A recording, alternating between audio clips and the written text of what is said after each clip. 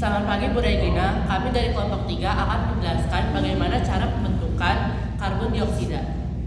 Karbon dioksida atau CO2 adalah salah satu gas paling penting di bumi karena berperan besar dalam mengatur suhu planet dan menjadi bahan dasar kehidupan. Namun, CO2 tidak diam di satu tempat. Ia terus berputar melalui atmosfer makhluk hidup, tanah, lautan, hingga batuan. Siklus perputaran besar inilah yang kita sebut sebagai siklus biogeokimia karbon dioksida. Pertama, mari mulai dari atmosfer. Di udara, CO2 hadir sebagai gas rumah kaca. Tumbuhan mengambil CO2 ini melalui proses fotosintesis. Dengan bantuan cahaya matahari, tumbuhan membuat CO2 menjadi glukosa sebagai energi dan melepaskan oksigen. Pada tahap ini, tumbuhan berperan sebagai penyedot karbon. Sehingga kadar CO2 di atmosfer bisa tetap terkontrol.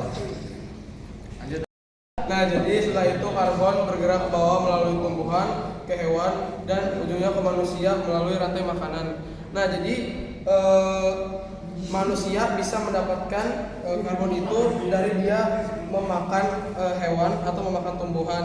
Lalu dengan adanya proses respirasi, tumbuhan, hewan maupun manusia itu mengeluarkan kembali CO2 setiap kali dia bernapas. Jadi ada aliran masuk dan keluar karbon yang berlangsung setiap detik dalam kehidupan. Jika tumbuhan dan hewan mati, proses berikutnya adalah penguraian. Nah, jadi mikroorganisme seperti bakteri dan jamur memecah sisa-sisa organisme tersebut. Lalu sebagian karbon kembali dilepaskan ke atmosfer sebagai CO2. Sebagian lain tetap tertahan di tanah. Sebagian bahan organik.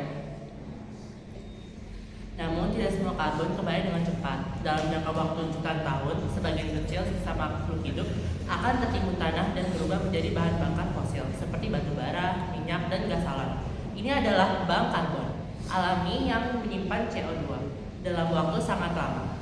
Akan tetapi, ketika manusia membakar bahan bakar fosil untuk kendaraan, listrik, atau industri, karbon yang tersimpan ribuan hingga jutaan tahun langsung kembali ke atmosfer dalam waktu singkat.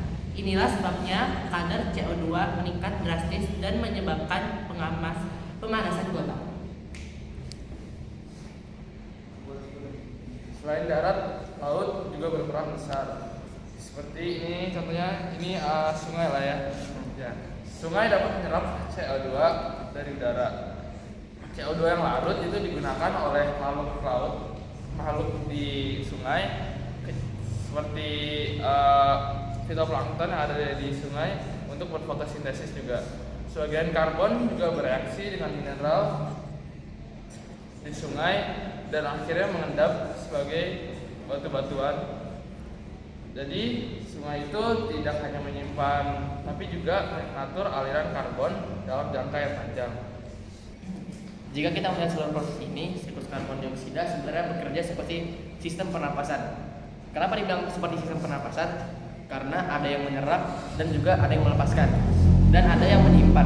Ketika semua berjalan seimbang, suhu bumi stabil dan ekosistem bekerja dengan normal. Namun ketika manusia melepaskan terlalu banyak CO2, terutama dalam pembakaran fosil dan penggundulan hutan, maka keseimbangannya terganggu dan menyebabkan perubahan iklim. Penyebabnya itu adalah karbon dioksida adalah proses perputaran CO2 secara terus-menerus melalui atmosfer, makhluk hidup, tanah, dan juga lautan ataupun tempat air yang lain, dan juga bebatuan. CO2 juga membantu untuk mengatur iklim, menjaga kehidupan, dan menghubungkan seluruh bagian bumi dalam satu sistem yang besar. Sekian dari presentasi kami. Terima kasih. Terima kasih. Terima kasih.